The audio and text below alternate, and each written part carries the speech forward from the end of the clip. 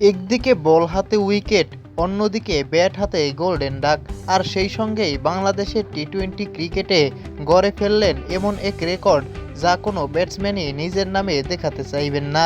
কি সেই রেকর্ড, চলুন জেনে নেওয়া যাক।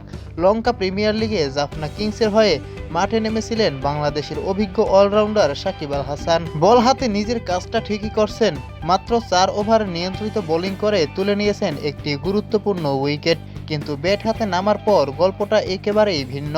ইনিংসের প্রথম বলেই আউট হয়ে গোল্ডেন ডাক মেরে ফিরছেন সাজঘরে।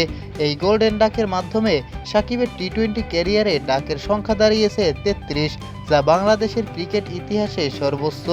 এর আগে সাকিব ও সৌম্য সরকার দুজনেরই ছিল 32টি করে ডাক।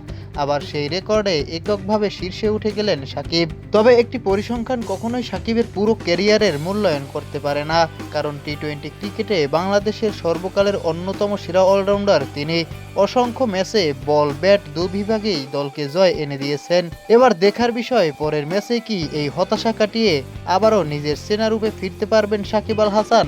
আপনার কি মনে হয় পরের ম্যাচে কি সাকিব দুর্দান্ত প্রত্যাবর্তন করবেন? কমেন্ট করে আপনার মতামত জানান।